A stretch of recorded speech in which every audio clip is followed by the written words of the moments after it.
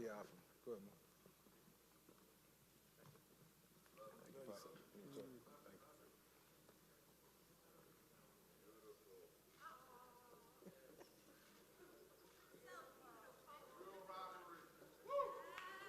Hey, she graduated from Hampton University. We're gonna hold it against her. I did. But we'll take it out. We'll take it out on them at some point. Have her hold this there for me. Oh Love my you, baby. goodness. There you go. Uh-oh, she gonna get in trouble. She is in trouble. HU forever, baby. For now.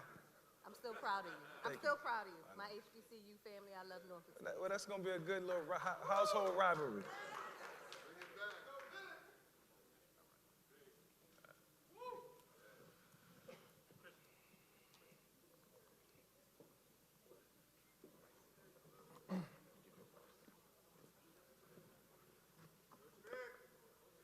Behold. One more time. One more time. Behold. We're going to get used to saying that with authority. Hey, I appreciate everybody who's in attendance today. To be in this space, in this moment, I got to thank a couple people. First of all, I got to thank God. Amen. Without him, I wouldn't be here.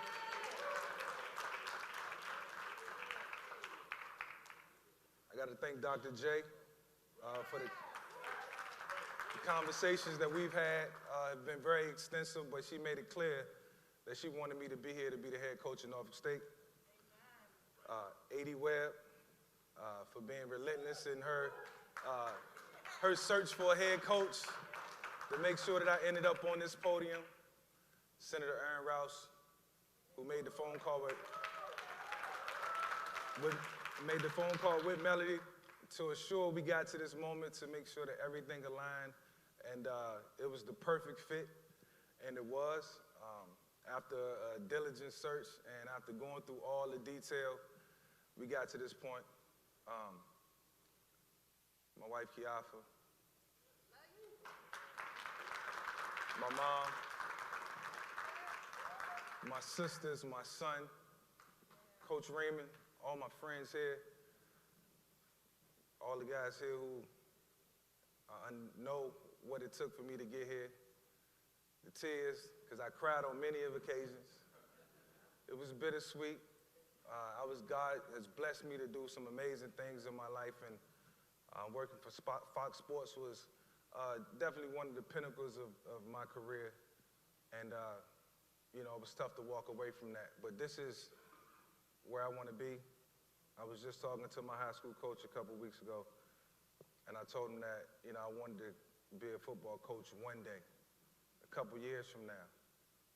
And a month later, I got a call from Melody and Aaron Rouse asking me if I would be the coach of Norfolk State.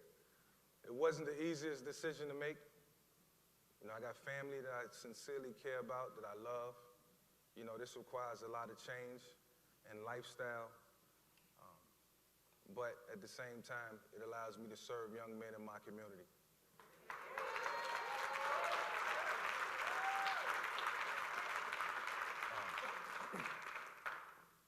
Football is in my blood. It's always been in me. We're passionate about a lot of things in our life. And for me, football has always been, that safe place, that sanctuary. And so to be here with you guys, to be in this position, to be in this moment, and I know I should be thanking a bunch of people, Pastor Kelly for being here, being such a mentor, listening to me cry, listening to me smile, watching me smile, knowing how much this moment meant to me. I'll be up here all day thanking everybody, and I know we got a long program and it's gonna be a long day, and I just wanna enjoy this moment. I wanna soak it in with you all, but I also want you all to know that the mantra, behold the green and gold, stands for we see the future in you. And you see the future in me, I see the future in myself, and I hope the young men who we serve, men and women, see the future in themselves. And that's what's most important. So we're gonna make the most out of this. We're gonna win. We're gonna have fun. We're going to bring in the right leadership, you know, the right people to make sure that when these young men leave this program, they go off to bigger and better things and they continue to dream. And I can assure you of that. I give it 110% effort. If anybody ever feel like I'm slacking and not doing my job, don't hesitate to say it. Because as long as I got this whistle,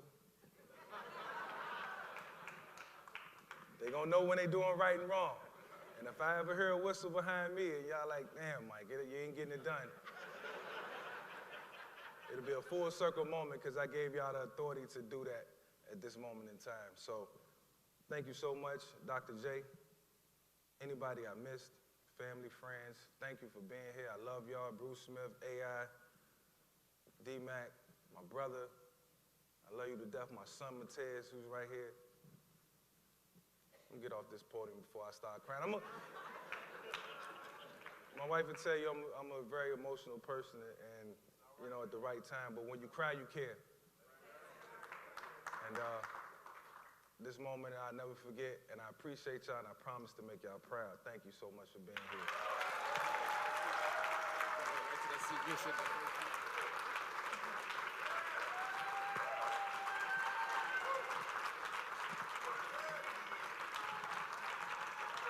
Come on, everybody. Let's do better than that for our 19th head football coach here at Norfolk State University.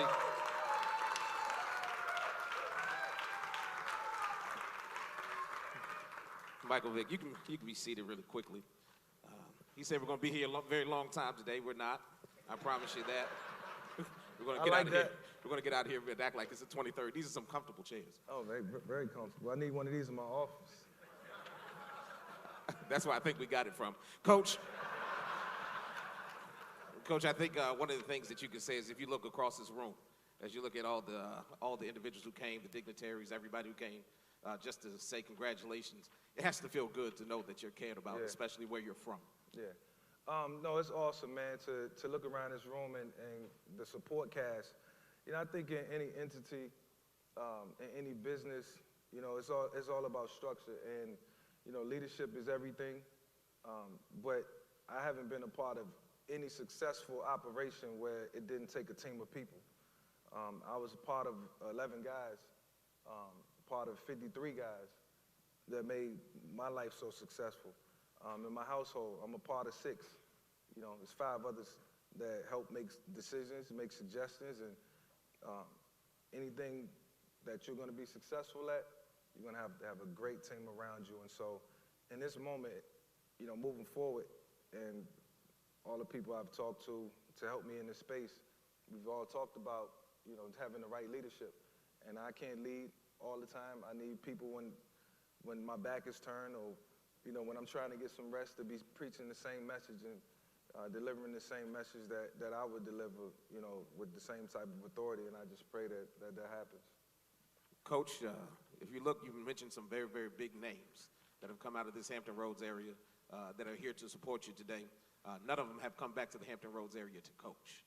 Yeah. You're pretty much the first one out of your generation to come back to university and coach. What does that mean to you to be a coach at one of the Hampton Roads area's finest institutions? Yeah. It means a lot. When I say full circle moment, I mean it in this sense that as a kid, playing for the Boys and Girls Club, they used to bring us to the Norfolk State games on the weekends. And so, you know, I've always dreamt of playing football on the collegiate level. And so I knew Norfolk State could potentially be one of my options one day. And so as I had a chance to soak all this in and digest it, I thought about my childhood, and I thought about how special those moments were and how much it meant to me as a young man and how much it means to these young men who aspire to do great things. And so, you know, I'll probably flip it, man. It'll be more so about not playing great football, but being the best student athlete that you can be. And, you know, if that man right there tell you, if I didn't do what I needed to do academically, I probably wouldn't, I can't say because of the route I would have took, because I was gonna be good at football regardless of where I went. But from an academic standard, you know, you gotta be held to a higher standard. And so that'll be first and foremost. It's that way in my household. because my wife preached that, and it'll forever be that way with the group that we create, that we have. Coach, only 2 more questions, if that's okay. All right, yeah, this is easy. Got you. Got you. You came on campus, saw your face, and saw the graphic in the stadium. You've been in our stadium before. You talked about having a conversation with Coach Reeman a month ago, but you were in the stadium maybe 2 or 3 months ago. My daughter doing a football camp. Yeah. Did it hit you? Did it hit you while you were here that this could be a place you could be? No, but we talked about it. Like a couple of my friends, CJ who was here, we talked about, like, damn man. Sorry, excuse my language.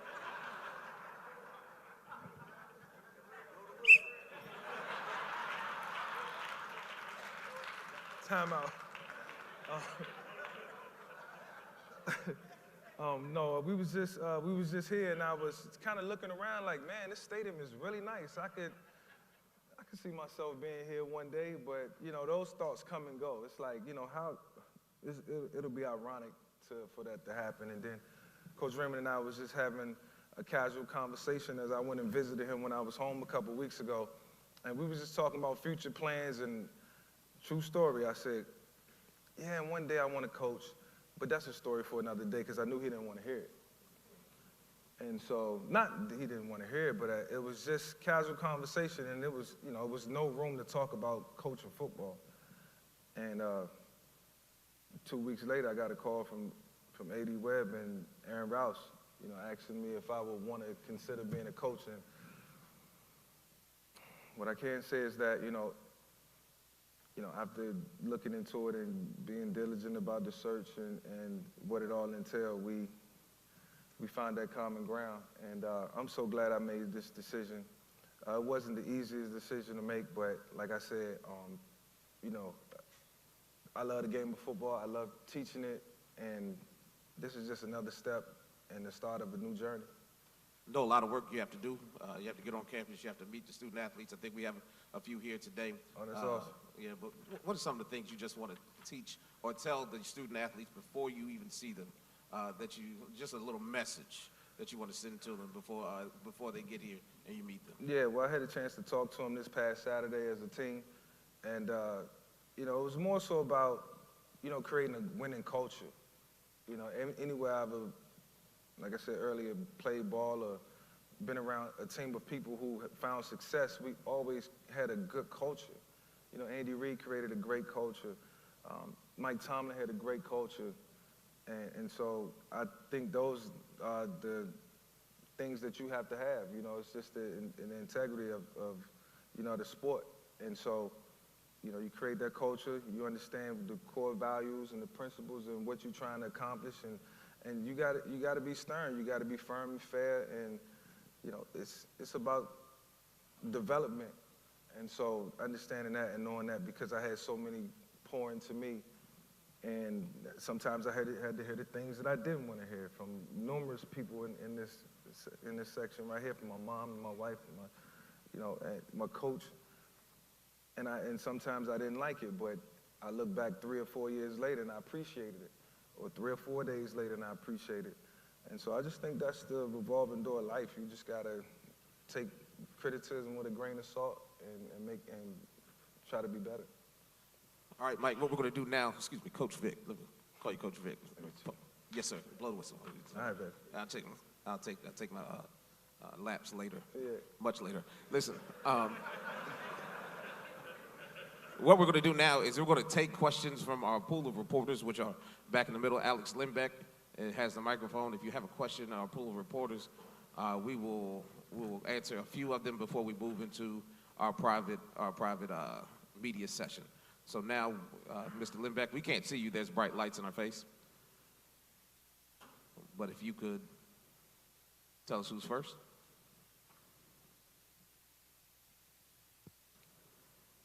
Don't be shy. Be bashful. Coach Vick, Craig Loper, Sports Director of Wavy TV 10. First of all, welcome home. Congrats. Can you just talk about the timeline, how quickly it all unfolded? You talked about getting the call from A.D. Webb. your initial thought process to signing. How fast did it all happen, and what was it like going through that process? What did you weigh? What was on your mind most heavily? Pros, cons, all that type of stuff. Yeah, well, I kind of knew the state of the program. I follow all the teams here, and so I knew, you know, the situation. My wife was out the country, so trying to communicate with her was probably the biggest holdup. But I wanted to make sure that she was comfortable in this decision. I know I certainly was comfortable at times, but, you know, just had to do, you know, my research. And so I think Melody and Senator Rouse, a couple other people, was able to, you know, be there for me and assist me in whatever questions that I had. And so by this being home, certainly made it easier in terms of how we'll be able to recruit and go after kids and, you know, find a way to change the dynamic of the program and get talent into the program. So all those things weighed a factor. And, you know, there was other options out there and more opportunity that was being thrown at me, but I had to look at everything for face value and gaining experience and creating a new culture in my backyard was really the deciding factor. And so, you know, I hope this can be a long-lasting relationship, working relationship, and that's what it's going to be. But it was about a 3-week process in order to get to this point, to be able to sit here in front of you today. Coach Vick, Mark Davis from WTKR Channel 3 here in Norfolk. Thanks so much and welcome. You've done so much in football. Coaching may be the thing you have the least experience in. Who are a couple guys that you will lean on and you will seek counsel from as you go through this new journey for you? Yeah, well, certainly all the coaches that coached me, they all reached out and was like, you know, man, you're going to do great. You know, this is going to be amazing for you. We look forward to watching you and watching your development as a coach. And don't hesitate to reach out. So, you know, that came from Andy Reid, Mike Tomlin. The first person I reached out to was Deion Sanders because he's a mentor. We talked about it last year, and Deion was like, I don't know what you're waiting for. You might as well go ahead and get into it. And so he was one of the first people that I called. You know, a lot of people ask, are you going to be the next Deion Sanders? And I'm quick to tell them, no, it's only one Deion Sanders. You know, his soul, his spirit, the way God created him, he created an amazing man. And Deion is Deion, but I'm Michael Vick, the speaking third person.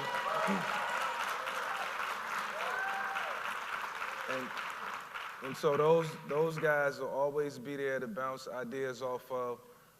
Tommy Raymond, who's been around for a long time, know the area. He assisted me with, you know, a lot of invaluable information at the right times. And so, and then a lot of coaches across the league, college football, who I have a great admiration for, Jim Moore.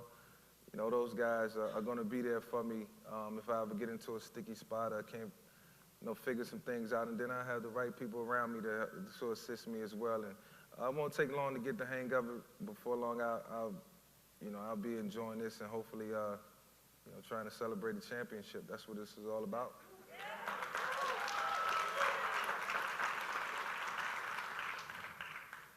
Mike, Brian Smith with 13 News Now. How important is it that your first assignment as a head coach just happens to be where you grew up at? Well, it was one of the deciding factors, and I get it. It's a lot more pressure being in your hometown, and I've always thrived off of it. It's not going to go away.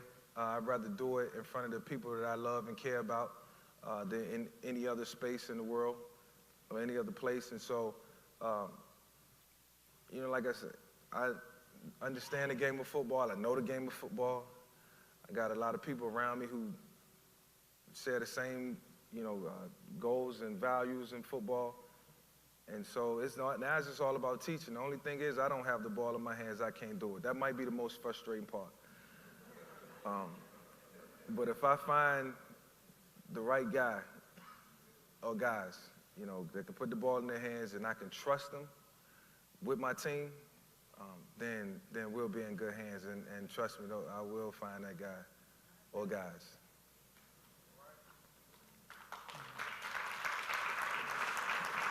We'll take two more from our pool, and then we'll move on with our program.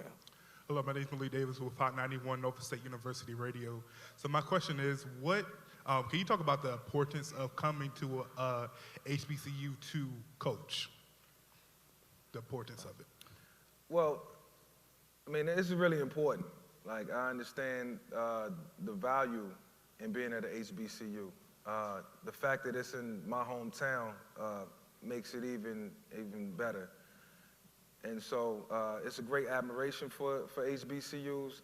The NFL has numerous partnerships with HBCUs, and so I think it shows that people care. You know, you got these big-time Division I programs where they got all these amazing things, bells and whistles, money, and they tend to forget about, you know, the HBCUs and the schools that have the same type of prominence. And so to be at a star here wasn't even by design.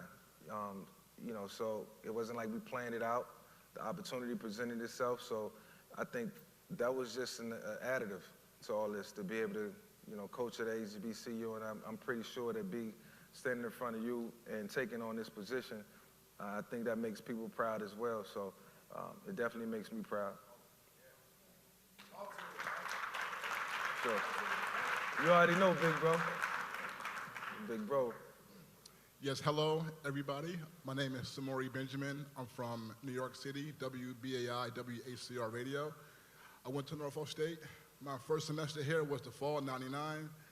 That was the year you led Virginia Tech to the national championship game, undefeated season. And, you know, I watched all that, and it was inspiring, very inspiring. And I just want to congratulate you. This is a beautiful day. And like I said, man, you became my favorite athlete of all time, and it started because I was watching you here at Norfolk State at the Twin Towers.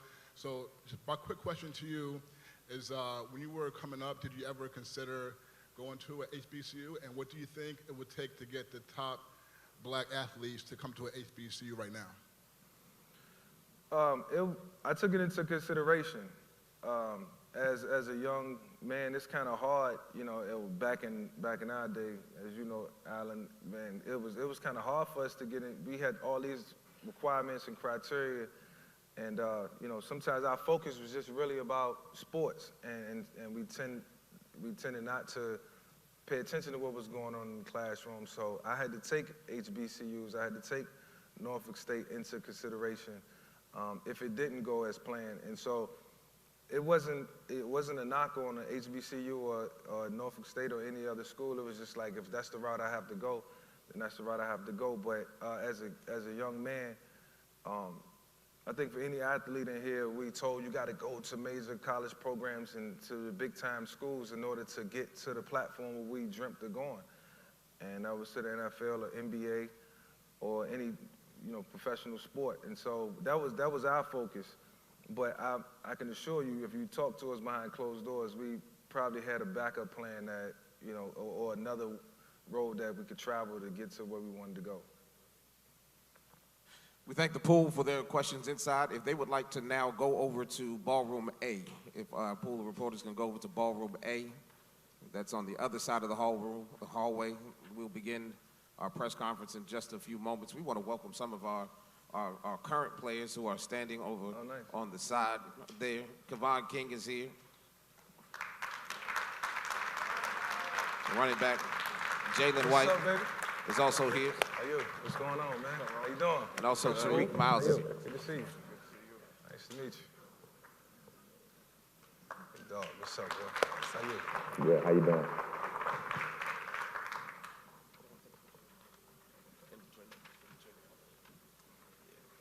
How y'all feeling? Enjoying y'all break? Yes, sir. Good.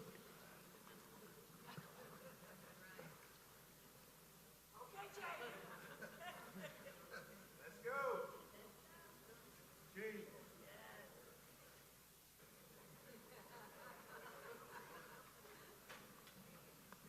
Y'all boys been working out? No, I'm just...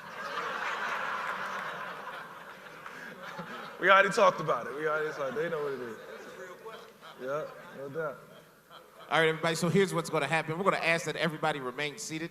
We're going to ask that everyone remain seated as Coach Vick goes over to his individual press conference. We thank you for being here today, and we want to make sure that we allow him to get to those doors and get and get to the other side. All right, so what we're going to do is we're going to stay seated. Okay, we're going to stay seated. But he tried it once. He tried it once, and y'all were a little half-hearted. We're going to let him do it one more time. Coach, hit him with a behold. Behold. Love it. Thank you all for being here. Listen, we also have a special reception. We'll open those doors in just a few moments. His invited guests are going to be able to go across the hall to that reception, and then we'll hopefully have an opportunity to meet Coach Vick in the reception. All right? Okay? Is that okay? Thank you. Thank you. Also I want to say, hi, Coach, Mr. Brothers, thank you for being here. If you don't know, this building is named after, he did a great job of helping us out. This building is named after his mother, so thank you for being here today.